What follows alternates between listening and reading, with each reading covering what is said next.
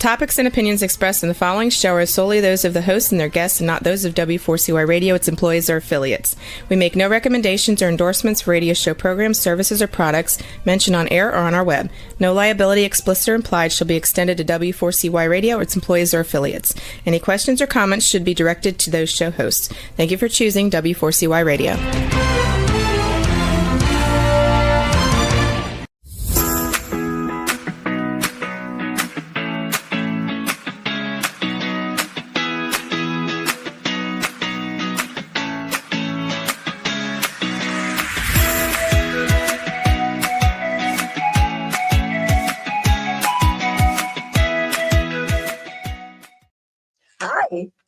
Welcome to Learning to Dance in the Rain.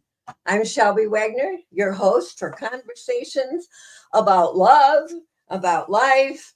And today I will be talking with Pastor Carl again and finishing up our conversation that we started a couple of weeks ago, how to make love last. And this is number 3. I'm going to start with a recap of what we had talked about before, and then we'll get started with our continuation of the conversation. I believe we talked a bit about expectations and commitment, and one of the things is that a commitment. Here we are. Before you can have a committed, fulfilling relationship, you need to have realistic expectations of exactly what such a relation looks like. So maybe making a list of items that you think should be would fulfill your goal of having a committed relationship, a fulfilling relationship. But expecting everything to be perfect is not one of them, because there is no perfect person on the planet. And as far as I know, Jesus Christ was the only one that was considered to be perfect.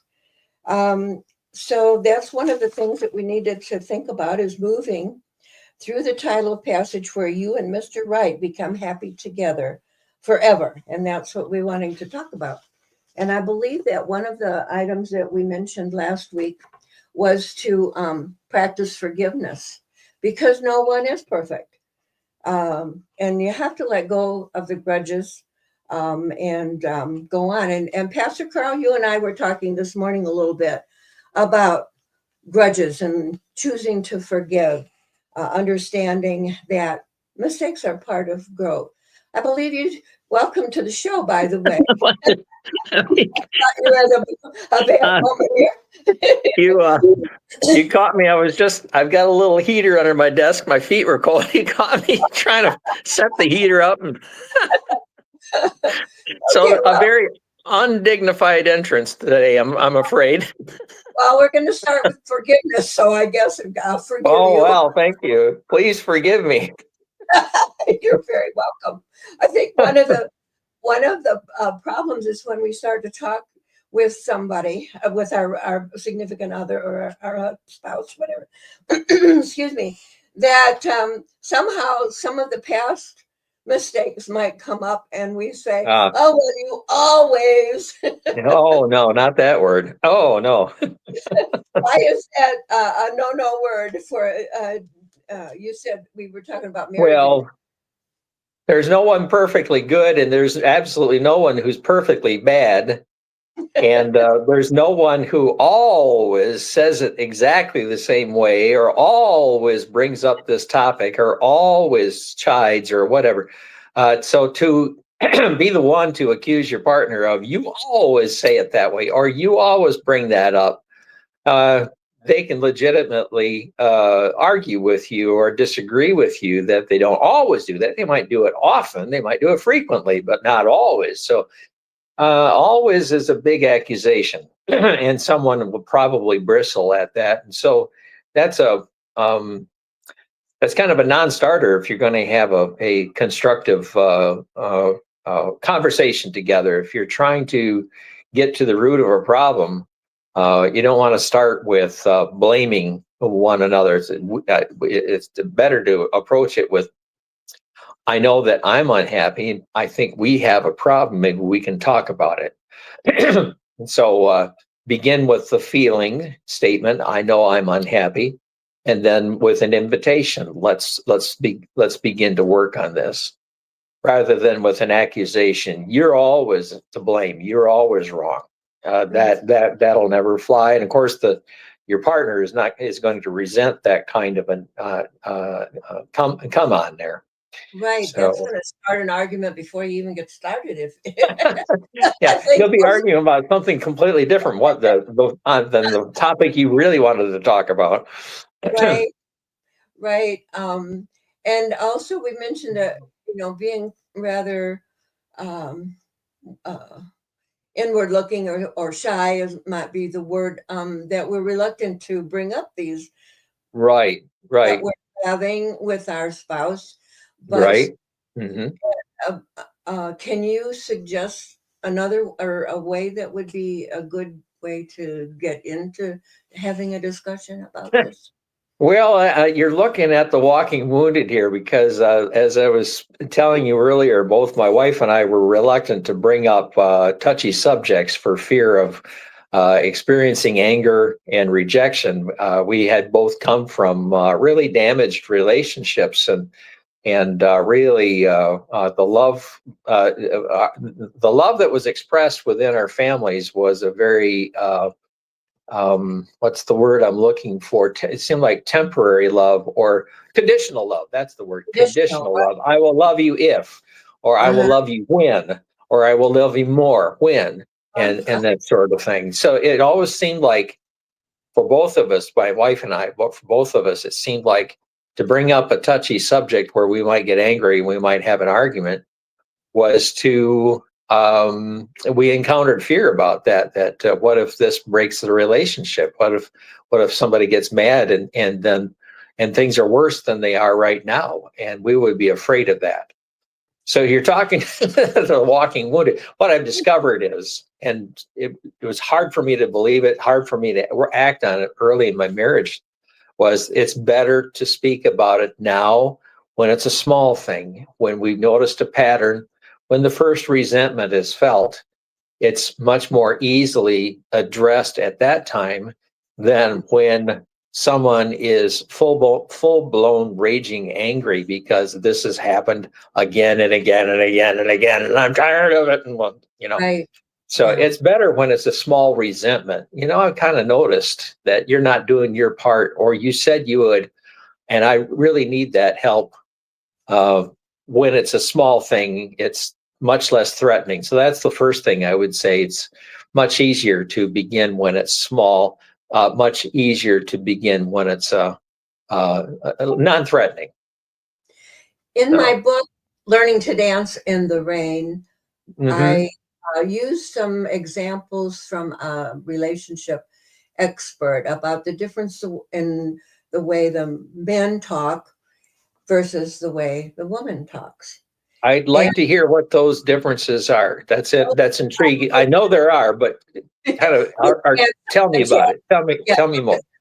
But okay. Sorry. One of the things that was suggested is choosing the right time to have those conversations that we're talking about. Oh, all right. For example, when your husband comes home from work, he's tired. He still hasn't gotten rid of that office atmosphere and whatever went on there today. He's still that. So he walks in the door and says, I have a really problem with, that's not going to be a good time to talk about. Perhaps not. Waiting at the door to ambush and to pounce. No, but maybe that's not the right approach. Right.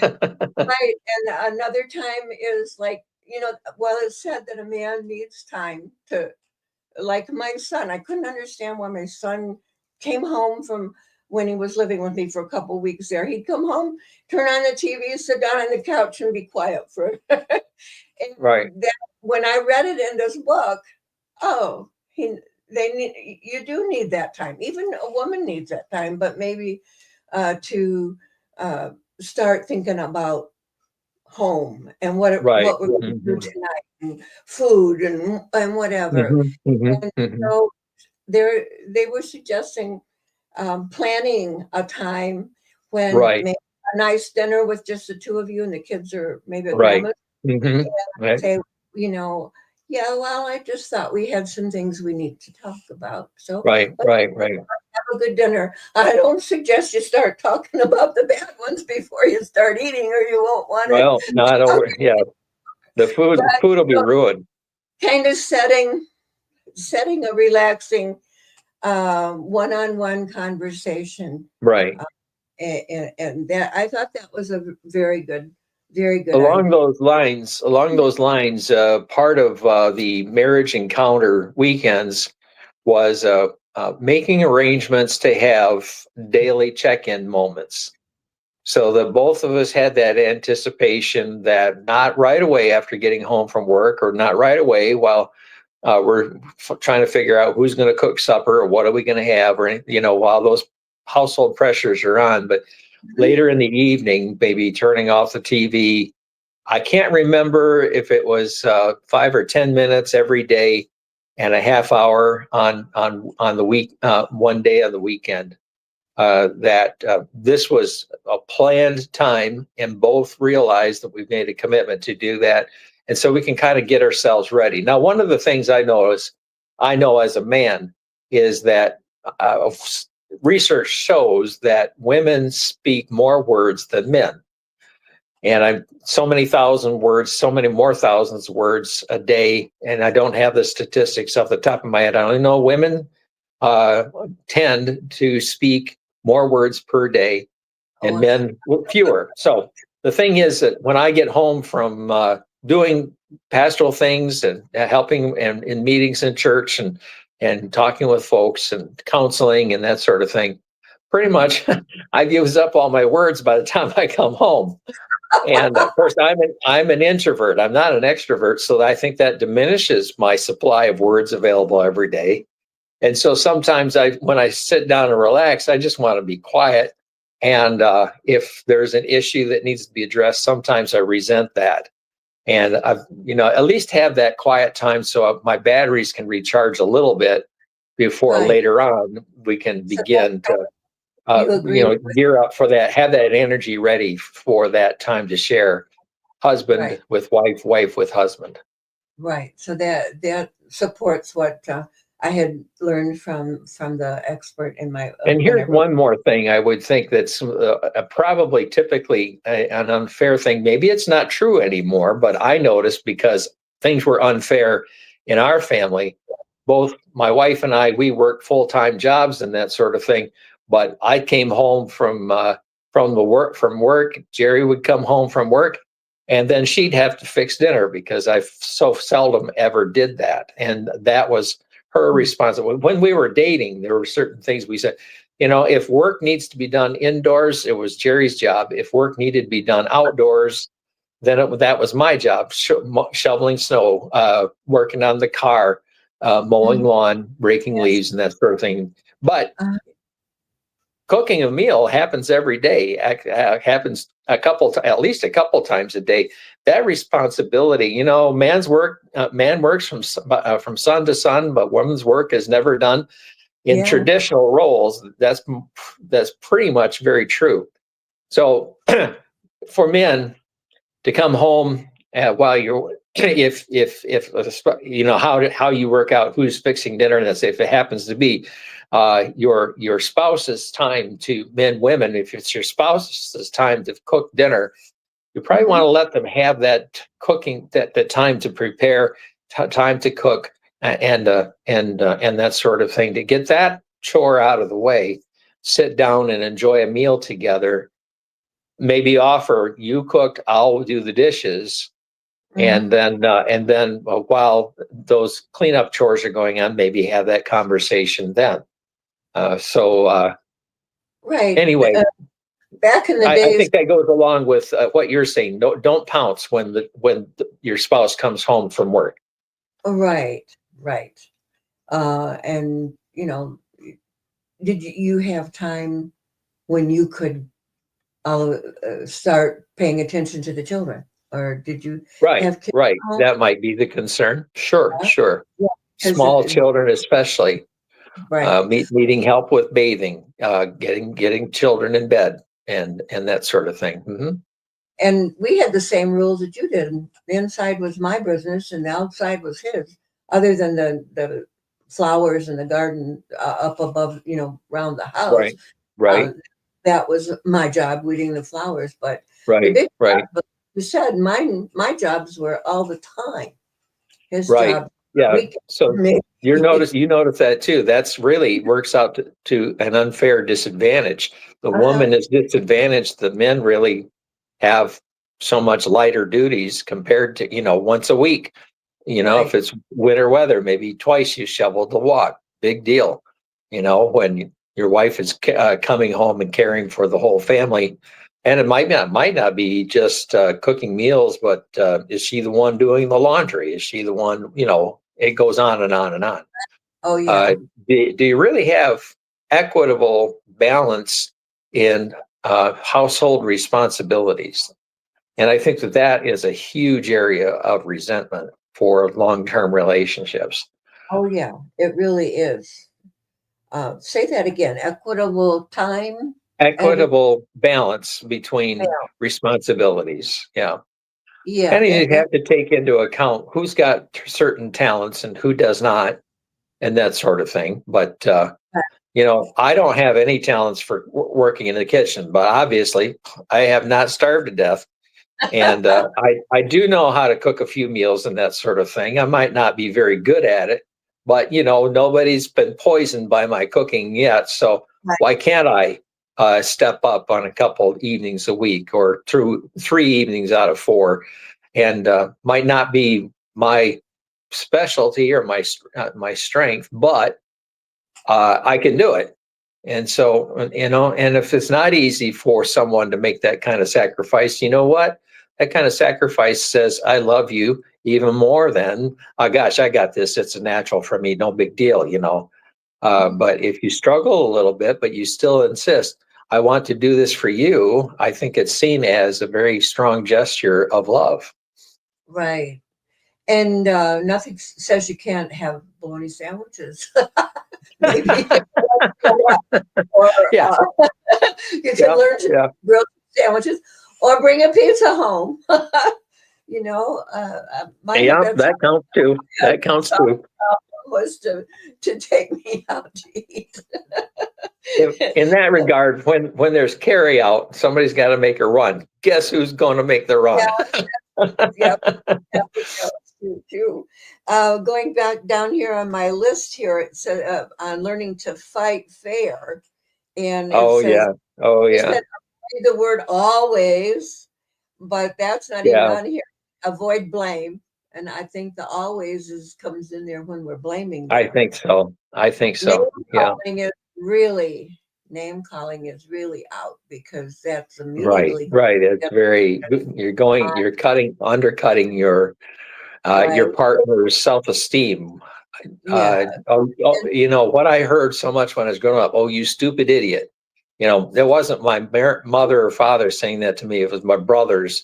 It was Sure. terrible, terrible competition and that sort of thing. But when you start off the very first thing in an argument by cutting them down, but you never understand it. You're too dumb, or that is just undermining their self-esteem. If you love Right. someone, you don't want to cut them down. You want to build them up. You want to build them up. So That's there's no place for name calling. There's no place for name calling. If you had a legitimate beef with your partner, to start out with name calling, now you got two problems. With the legitimate problem you had to bring up, but also you just stepped over the line, and your spouse is going to be rightfully wounded and angry, and so now you got double the trouble. right. So, what should be your focus when you want to bring up something that's bothering you? I believe it's not these things we've been talking about being No, no. great, Mhm. calling, or what always, but how about focusing on resolving a problem? focusing on the resolution. Define the problem, and then make it an invitation. Let's look at this together and let's see if we can come up with a solution. Right. And so that you are all both in it, rather than I'm mad at you and you got to do this, and your spouse has got no say in it. And what if they don't want to do that? Or what if that really the way you see the problem is not the way your partner sees the problem? The problem might be, as far as your partner is concerned, the problem might be you. So it's good to be able to sit down and define the problem without blaming. And How can we solve this? how can we solve this?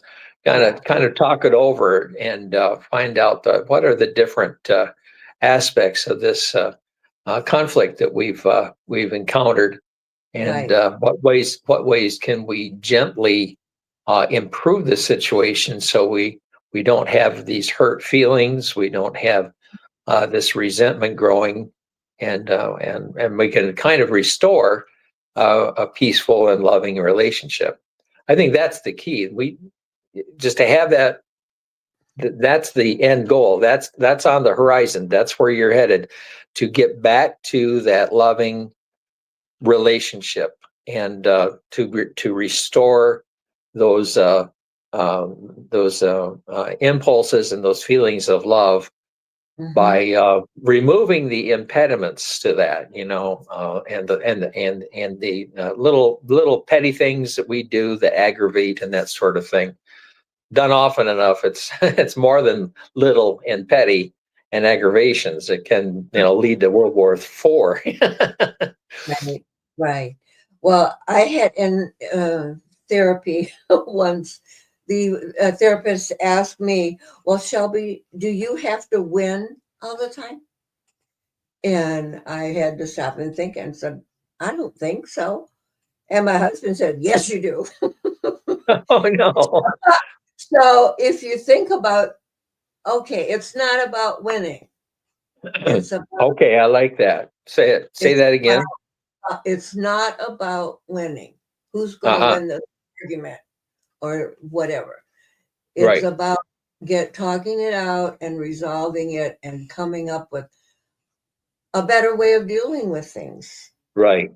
Not you lose and I win, and going for all-out victory, but the win-win, where you gain the thing that you need and I gain the thing that I need, so that we both come away feeling like my partner has dealt fairly with me. My partner understands how I feel. I have been heard, and I believe our resolutions are going to be honored, and my partner will gain, and so will I. A win-win.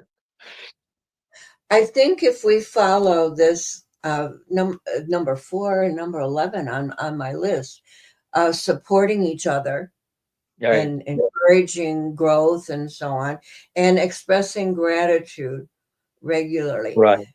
When you said that we check-in sessions, I think that should include but gee, I really like the way you did the dishes last night.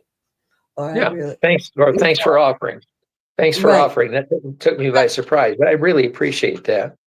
Right. So showing gratitude and thinking about supporting each other and our needs and so on, instead of, well, I felt this way when you did whatever.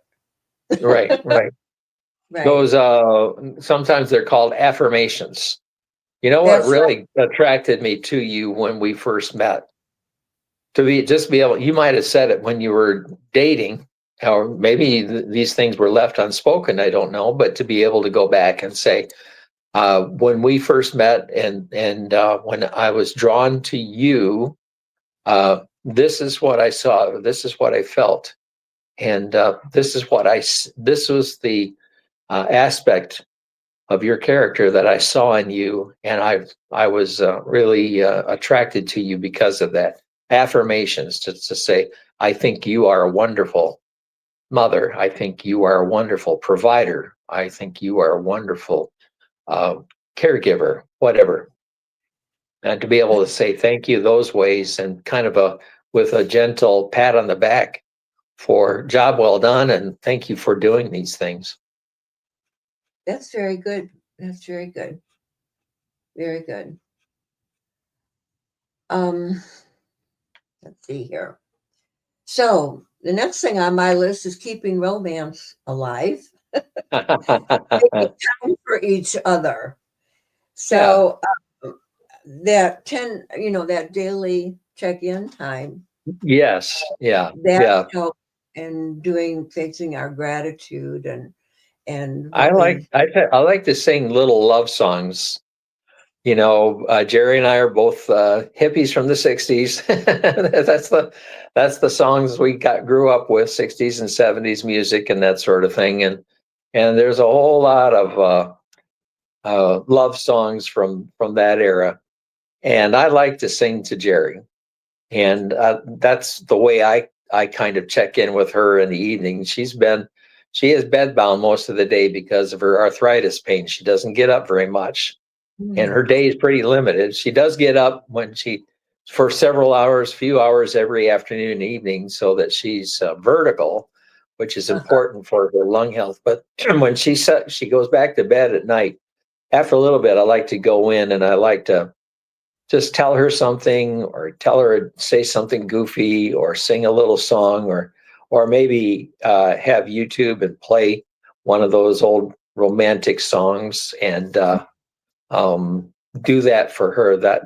I'm always looking for that creative way to make her smile, and so that's my approach to doing those little things to keep the romance alive. Now,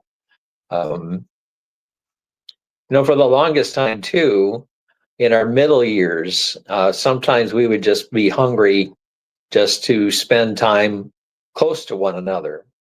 And we originally had recliners that were together, and we would sit together with our arms around each other watching TV, or just side by side, our shoulders and arms touching each other, just to have a little bit of physical contact, or cuddling at night, without any sexual repercussions or anything like that, just to be able to comfort one another for whatever, 5 or 10 minutes before we got sleepy and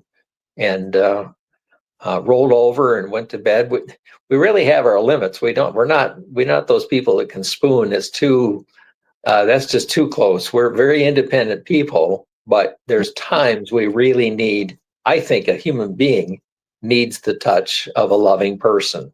And so that's something that we kept alive through our middle years, especially, that we really needed those times of just physical intimacy, just the cuddling, just the nearness, the closeness. That was important for us. that brings up another book called, I believe, Love in let's see, what is another person's love language? Can't remember. Love The four languages, languages. or Yeah. something like that. Yeah. I remember one of them was touch. One person wants to be touched, and maybe the other one doesn't. Right. My husband was a toucher, but I am so you have to. Sure. What was his love language? Well, I look at some acts of service. I do everything I do for you. That and that's why he would think, well, you prepared me. This is what I am already loving you with all these things that I do to provide for us and our home, and care for you in a practical way. Mm-hmm. Right. And that was second. There was another one, gifts, giving little gifts that kind of indicated a personal knowledge of something your partner really especially likes, taking them by surprise. It's not a birthday, it's not Valentine's Day, it's just all of a sudden, he remembered. Right. Boy, she really took me by surprise when she did this, because she knows that this is whatever that little tiny, it didn't have to be big at all or expensive at all. Just some Mhm. tiny little reminder. I was thinking about you today, and I know this is special to you. So giving gifts, if there's some, for some people to receive a gift like that is an extra special blessing. That's their love language, to receive gifts. Right. So how do you find out what is the love language of the one that your significant other is? You can ask them. If you have that mutual conversation and you have that, I think that book needs to be kind of reinvestigated. You know, it's been around a long time, and maybe this current generation of young marrieds and or people falling in love even later in life and that sort of thing might need a reminder about how different we can be, about what kinds of loving expressions really touch someone's heart. So Mhm. you might have to get a new couple might have to get that book and kind of read it, and then have that evening conversation. And so, what do you think? Just ask, what do you think is your love language? What's most important to you? Uh-huh. So, Yeah, because if say, well, the husband is thinking that, well, I mowed the lawn and that was showing my love to you. I come home every night, so that's showing my love to you. But to the woman who's wanting to hear I love you once in a while, or right, maybe a hug or something right, like that, they don't get it, yeah, physical you know. touch. Yeah. Uh-huh. And then, to hear "I love you" or to receive a thank you, verbal affirmations. I think that's another form of one of the love languages. And I think it's important for someone to hear their partner to say they love. Now, Jerry and I have friends in our first parish here in Michigan, out by Everett. There was a couple, Ron and Marilyn. And Ron says, "Well, I first met Marilyn, and I told her then I loved her." And he says, "No, I'm never going to tell you that again." So he says, "No, I told her once I loved her. And I told her then if I ever changed my mind, I'd let her know." Right. I have a friend, must have been his wife, because she said, I once said, we got that married, just we never cracked me up. That we just loved cracked me up. But finally. some people don't want to get all mushy with language. And well, I told you, and they don't know how important it is for their partner to hear it, Right. to express it verbally. If your partner is able to articulate that, and you really love your partner, then even the most um, quiet quiet man would want to be able to express that, knowing that his wife is really hungry to hear that. A quiet man, but a loving man, is going to make the extra effort to be able to say, "Well, honey, I love you. I worked today, and all day long I was thinking, I'm doing this because I love my wife." And Mhm. just, to say it, what harm is it? What's it hurt you, buddy, to be able to say "I love you" to your wife? Right. So sometimes it really is. It's an effort. You have to kind of, it's the first time you're trying to ride a bike. You probably fell down and skinned your knee. You weren't very good at it until you figured out how to get started and have a little speed, and the balance was easier when you got going along and that sort of thing. It's a skill, and at first it doesn't feel. You don't feel very skillful. You're not very good at it. It feels really awkward. But if you do it enough, buddy, if you say it enough, it'll become easier for you, and it'll become a daily habit for you. And your wife will be especially appreciative of you because of that. So, you might not be accustomed to it, but it's something that can be learned, and you can do it. And if you really are concerned or care about your relationship, you better be doing it. You're leaving your spouse out there with an unmet need, and that's not a good thing in this big wide world when we both go out our separate ways and we're working in a different place. And that's the reality. We got just about everybody's a two paycheck family, and wives are working full time and husbands are working full time, and we're out in the world and we're surrounded by all these other attractive people. By golly, if they're not getting their their love tank cared for at home, that's asking for trouble down the road for this relationship, that they might start looking for someone out there in the world that will satisfy their love language if their spouse refuses to. It's a very, very cruel thing. If you know what your spouse is hungry for and refuse it, I think that is not part of it. That is very unloving thing to do. Not part of a loving relationship. Right. And if you're working outside of the home, you're probably going to see those people that you work with more of the minutes of every day than you do with your with I your bet you're lover. right. There's more opportunity in that sort of thing, Right. at least to have those social interactions. Mhm. So It that really starts crossing the line if after work you're looking for excuses to be together after work and you're not going home and you're not spending time with your spouse. All of these things are red flags, red flags, red flags, alarm bells, right. and of a relationship that is in deep trouble, deep trouble. Is this a good time to talk about trust? Trust. I think yes, yes, yes. talk, talk about a segue. Shelby, you're good at this. You are good at this. Yes. What would you talk? What would you say about trust, Shelby? Well, number one, you don't just give them the trust. I think trust is earned, Right. right?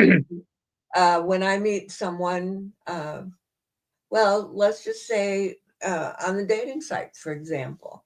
All Um, right. This is your bailiwick. You've talked about this. You've taught this.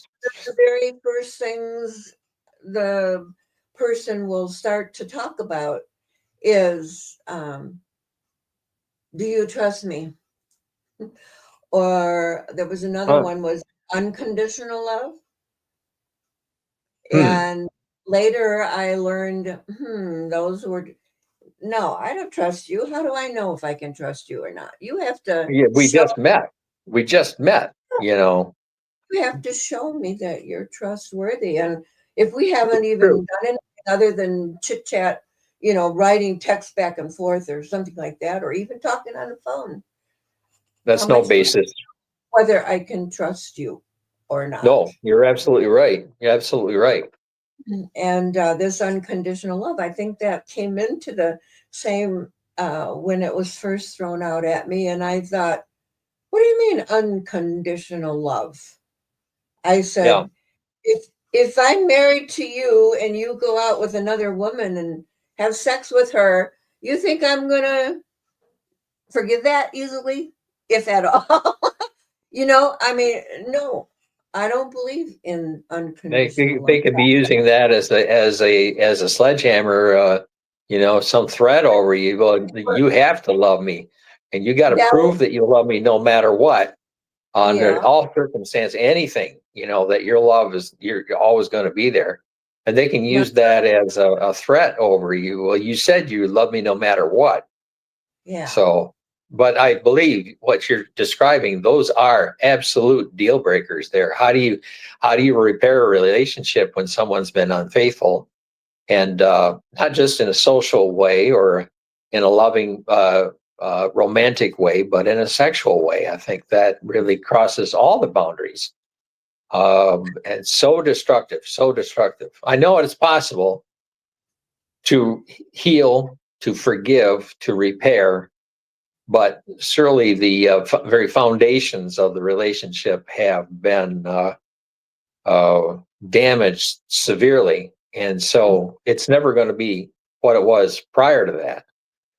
But it is possible. You and I both know of circumstances and couples that have survived that kind of unfaithfulness, but I would say that's pretty rare.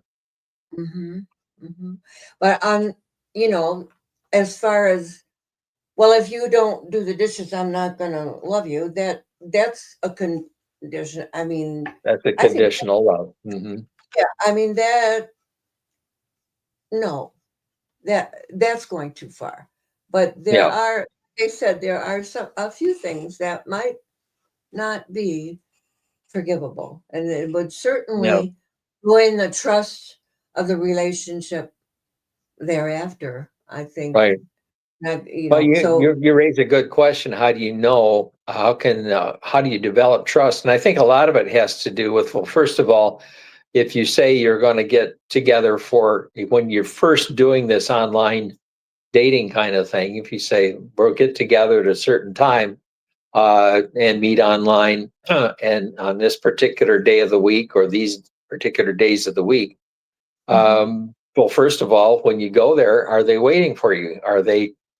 Were they prompt and were they eager and or did they were So they sloppy and you were there by yourself for 15 minutes and they didn't even show up and they, oh, what's wrong with you? I got distracted, I'm sorry, I forgot, or the excuses begin. Or if you're into in-person dating and that sort of thing, the partner that their dating partner that forgot a date or is always late and that sort of thing. Those small things mhm. start to build a foundation of either solid trust or, gee, I don't know about this person.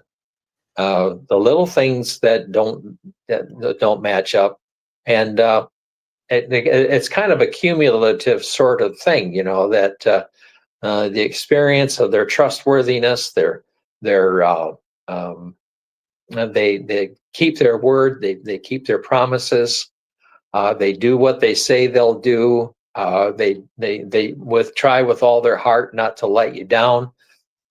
This over time uh, proves, that this person is worthy of your trust. Mhm. But it would be only a foolish person that if somebody right away says, "Oh, you only talked a couple times on the line," they're starting to ask, "Do you trust me?" Only Uh-huh. a fool would say, "Oh, I guess so. I don't know." There's been no basis for establishing trust, Well, that especially online. right, and but that's what the scammers try to do. I mean, that's Right, their purpose. First, you establish trust. right, Then, right, then you can. Oh yeah, I had an accident, and now I need money to buy fix the yeah, car. Okay, right. that is a scammer. Hmm.